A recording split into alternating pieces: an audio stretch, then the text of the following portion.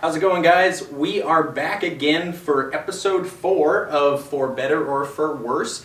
I had a little bit of time away here. I was on a little vacation out of town, so Kira's been practicing a little bit on her own, but happy to be back here with you guys today. We're going to pick kind of back up where we left off and see what we can get better at today.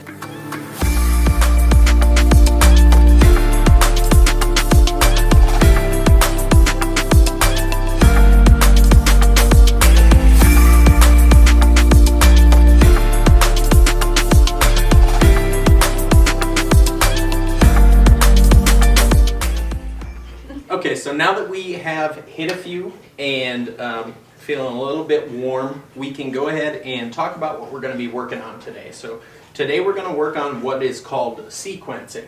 The simplest way for me to explain sequencing is it is how the arms drop down in the swing and how the body rotates through the swing. So it is basically the appropriate way for the arms to match up with the hips when we're rotating through the shot.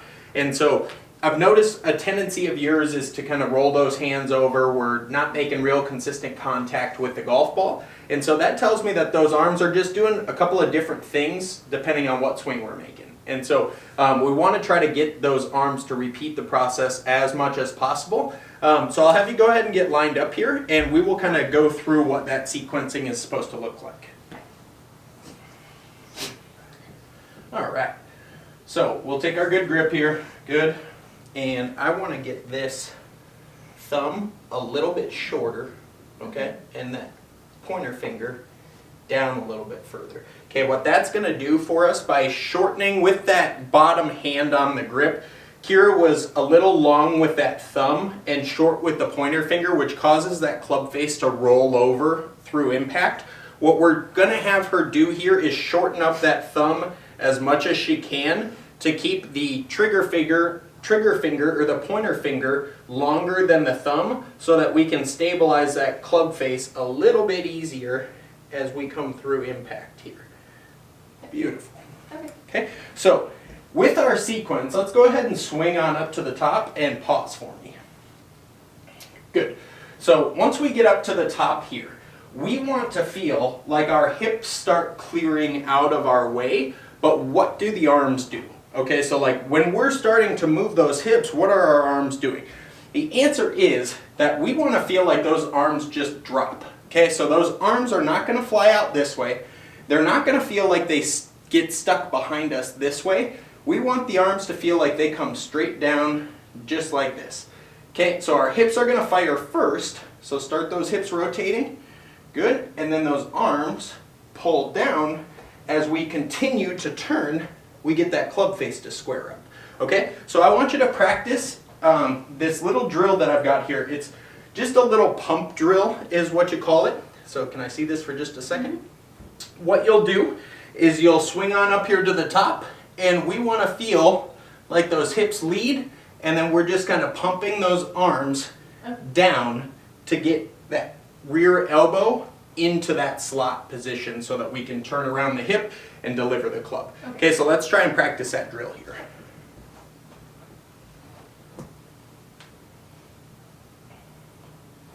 So is that Yep. good with my thumb?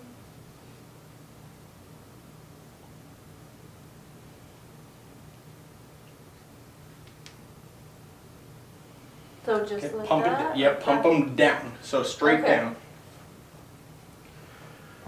Okay, hips go and then that elbow goes into that slot position. Yep, beautiful. Good. Now we want to allow those wrists to stay here. Stay. Yep. Okay. Okay, now watch as you turn. So let's go ahead, swing back up to the top, pump down. Good. And turn. So see how those hips are going more so like this when you pump rather than this? Yeah. So we need to understand that that left hip has to work backwards when you pump down. So swing up to the top. Left hip has to go this way and while the arms pull down. Okay, so. Good. Yeah, but you need to keep turning. Okay, keep turning so that that club face can get back to square. Oh, I know. And we want to feel like that lead wrist gets back towards target. Okay, so the reason why your club face is staying wide open, swing back up to the top. Let's pump down. Okay, so see how you're not allowing that hand to get towards target. So if you continue to rotate, so when we pump down, this lead arm is actually going to rotate down this way rather than trying to hold open, because otherwise that club face is just going to stay wide open. Now we don't want to throw it like this. We want to allow it while we rotate to allow our arm to rotate as well, rather than feeling like we're just going to go like this. So let me see that motion again. I want to focus on getting that club face back to square at the golf ball.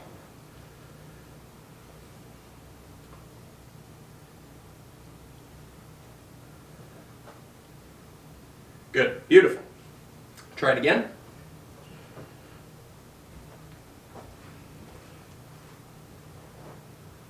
Good. Okay, now let's try and hit one here. Okay. All right, Lynx, buddy. Time to move. Come here. Let's go. This way. Let's go, Lynx. Come here. Come on. Good boy. You sit.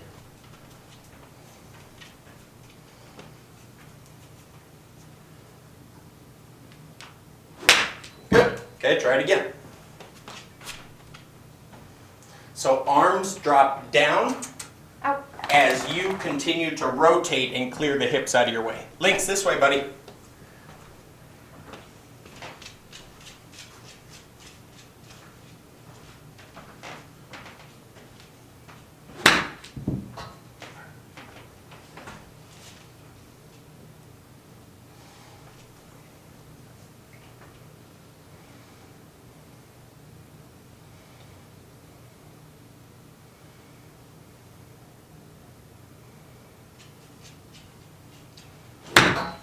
Okay, so now our head is leaving the golf ball. Okay, so we're still running our chin into our lead shoulder. So as you make your backswing, Lynx, come here. Let's go. This way. Let's go outside. Okay, head stays up. Okay. See how that keeps the chin disconnected from the shoulder? So you can actually rotate, head stays up.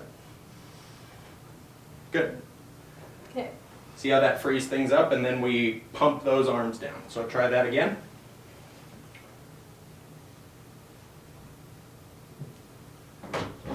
Down. Good.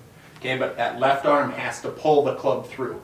We don't go this way. We don't allow that left arm to break down and go this way. We have to allow it to pull through and keep it long as we rotate.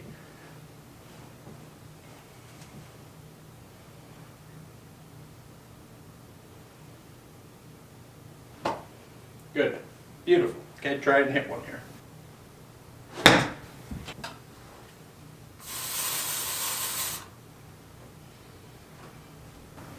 Have to keep turning, and you have to stand further away from it. Good.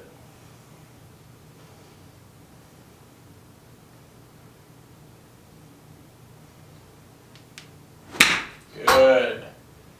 There we go. Felt good. So by those hips continuing to turn, you're just creating a ton of space for yourself to be able to deliver the club without catching the side of your hip. Good. I like that pop. Okay, try it again. Give yourself a little more space away from it. You're still crowding that golf ball. Okay. Okay, so what's happening, we're hitting it all over the club face. So you've got one right here, got one out here, and one in the center. So that tells me one was a good rotation in the hips. One pulled straight this way, the other one went straight out this way. Okay, and so we have to set this grip properly first, and then we have to allow those hips to get out of our way while we're pumping. If we don't get the hips out of our way, then we're throwing the hands out this way, or we're pulling the hands in this way. Okay, so as we start down, hips have to go first while those arms start pumping down, and then we just turn through. See how that club face is pointed this way? I'm not rolling it over like this. I don't need to do that. I just need to keep turning and stabilize the club face through impact and not just try to whip it through impact. Okay, so keeping that left arm long and maintaining our thumb being shorter than the pointer finger is going to allow us to maintain that club face, whereas if I'm going this way, then I've got no stability. Yeah. And so I have no choice but to let the club head go over here. Okay? So we need to shorten up that bottom thumb on the grip, keep the pointer finger longer so that we can truly stabilize that club. Okay? Good. Crowding it. Let's get those feet squared away. Right now your stance is open. Okay, remember I wanted you to pick a target. So even if we're not doing the full setup every time, you still have to know a target, because otherwise your feet are never going to be set square to where we're trying to hit it, and then we don't know where the issue is coming from. Okay? So we need to have a set standard here. And if when you're hitting golf balls you don't want to have to go through the process, which I think is a mistake, especially for a beginner, if you try to shortcut, but that's neither here nor there. So we need to make sure that if we want a shortcut, we set up some sticks here so that we know a target line, so where we're trying to hit it, and that we can match our feet along with that target line. Okay? Okay. Okay, good. Still rolling over that right hand. Okay. Let's get those feet evened out here. So I want those toes both equally as far apart or as far away from that orange stick as the other foot. Okay, hold on. Tell me about the right hand first. I want to like go through that without hitting one. Finger needs to be long down here. These fingers all want to extend longer. Okay? This thumb we want to be short. Loosen. Stay loose. Short. Like that. Okay, and wrapped around. No. Not wrapped around. No. On top. Okay. Just over the edge. Just like that. Okay. Where this crease is pointing up towards this shoulder here, Mhm. this finger still needs to be underneath. Good. Okay. Okay, now you have to get your feet correct. Because see how your right foot is much closer to the stick than your left foot. That means your hips are open, which is going to cause you to swing outside to in. Causes a lot of these strikes out off the toe. So we need to drop this foot back, or we need to make that foot closer.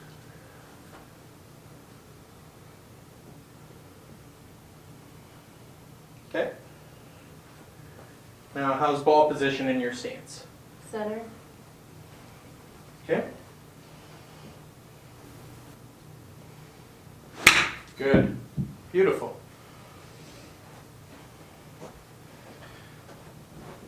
Okay, so as you guys can see, our grip, our stance, our setup position, all very important things, and they're not things that you're just going to touch on once and then like have it down pat. Also not things that you're going to touch on a handful of times and have it down pat. It's a continuous thing where even at the top level, guys need to be checked, especially with foot alignment, just to make sure that things stay squared up, because otherwise we're crossing lines. So let's say we're open, then we take a backswing, limit our turn, and then we're coming outside. Without even realizing it, it feels like you're swinging right down the line. So we need to be able to do these types of things where we're checking up on these basic fundamentals.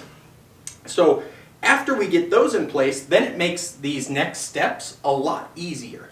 And so like we can pump those arms down and we can work on that sequence and deliver that club square more often. So you can see those last couple of strikes were more centered, okay? So less out off the toe, less on the hosel. So we're stabilizing our body better, and then we're just giving ourselves room to turn where you don't have to try to manipulate that club into the golf ball. A lot of that has to do with cleaning up that right hand in the grip a little bit.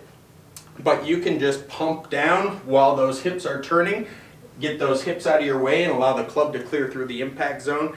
Send the golf ball to its target, not hit it. Okay? Okay. Good job. Thanks.